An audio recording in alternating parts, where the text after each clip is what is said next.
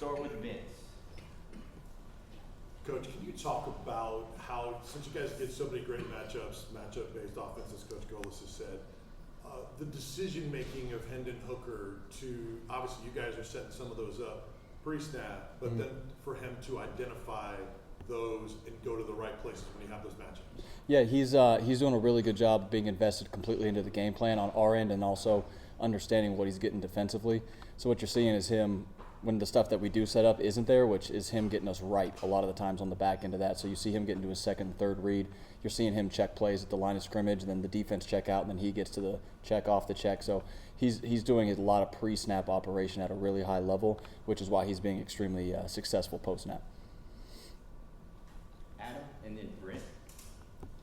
Joey, I know Hendon is like disciplined and under control like 90% of the time, but can you give us some example when he's been agitated or angry or animated, just sometime when he's lost his cool, even in a good way? I haven't seen him lose his cool. He's extremely competitive. So you're going to see him like compete at a really high level. It's fiery, like when you see him score on that option he ran the other day. Like he was jacked up going in there, but comes over to the sideline, jumps on the headset, and he's right back down to himself. So he's got the fire, the competitiveness that you want, but it never takes him to the point where it makes him play outside of his game.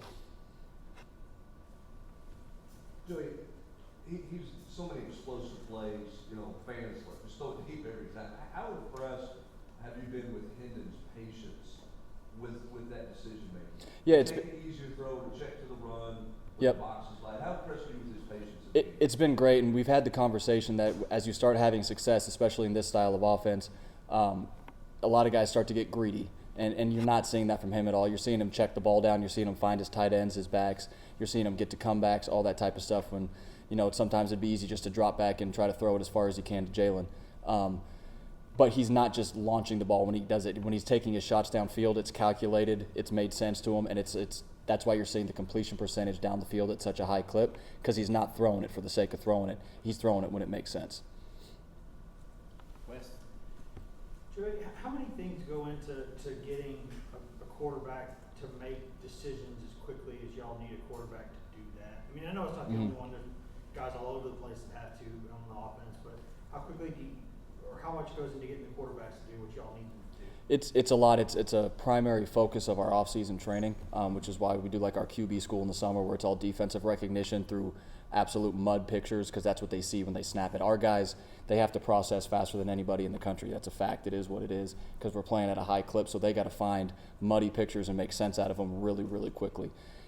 His off-season preparation, I know I said that last time I was in here, has allowed him to see and dissect defenses extremely quickly, which is why when we're going fast, when it does look like a jumbled mess on the other side of the ball, he's still eye definition, discipline, knows exactly where he's going, which means his feet are in good position, which means he's accurate. So it's the whole system playing together like that.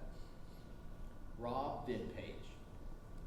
Coach, Georgia, I mean, if you look at it, obviously they're leading the SEC in defense, total yardage, but they don't make a ton of sacks. I mean, they don't have a ton of turnovers. It doesn't seem to go hand in hand. Are they just good enough to play vanilla? You wouldn't call them vanilla by any stretch. They're a really good defense. We all know that. They got guys that can rush the passer. They got blitzers. They got cover guys.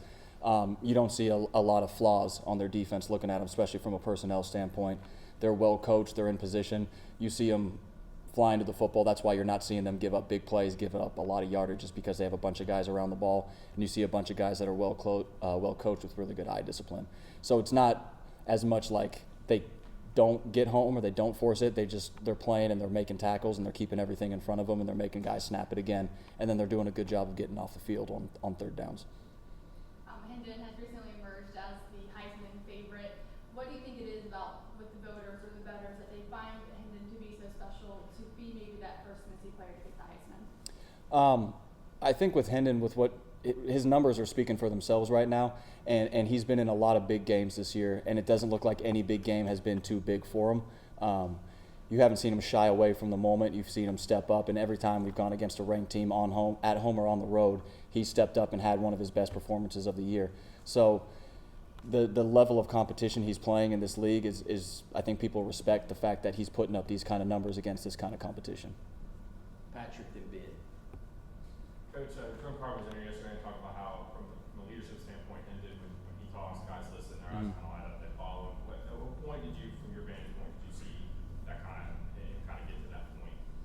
Yeah, at about like the halfway point last year, you saw him come into his own and start seeing himself as the man, as the guy that was leading this team, as opposed to the guy that was, just he's still trying to figure it out, trying to figure out the best way to do it, how he leads this specific locker room, because it was his first year around all these guys anyways. People forget that with him being a senior and sixth-year guy, that it was his first time around all these guys. So you still got to feel out the locker room and feel out how these guys need to be led and want to be led. So now he's completely taken that and he's ran it to a next level where now he can run it the way he sees fit, because the guys follow him because they know the way he works and the way he prepares and then the way he performs on game day. All that goes together with him being able to take charge of this team. With everything you just described, does that make Hendon the perfect quarterback, perfect player, perfect guy to coach up? I guess how big of a blessing is it to? It's a blessing to have a guy like that. It's our whole quarterback room. I've told the guys that before. It's fun going in there. Like, we have a bunch of good dudes in there that are also really good players, and they pull for each other. They're critical of each other. So going in that room is a blessing every day that I get to be here and coach those guys. Hendon specifically, but all 5 of them in that room. Last question to Vince. Joey, can you speak to that operation of having to go the fastest in the country, but with the coaches, how you guys merge all that together Mm-hmm.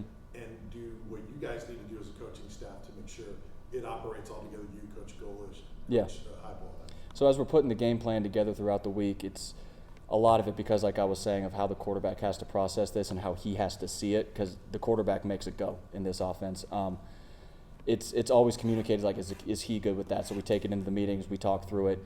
Coach Golish and I and Coach Heupel, we all meet together like, all right, what is Hendon like? What do the quarterbacks see? How do they see it? If they're not comfortable with it, it's gone. So it's a good communal effort to get to the best possible solution on a Saturday as a staff. And on game day calling it, I'm sitting there just trying to give out like where bodies are as fast as I can, communicating to Hendo after the drive and talking to AG, saying like, hey, this is what he's seeing out there. He wants to get to this. Cool. Then we'll put some stuff together, talk back down to Hendon and say like, hey, this is what we're going to get to coming up. He knows what's coming and he's ready to go operate it. So it really is a true team effort from the guys down on the field to up in the box to all week leading up to game day. All right, thank you. Thank you.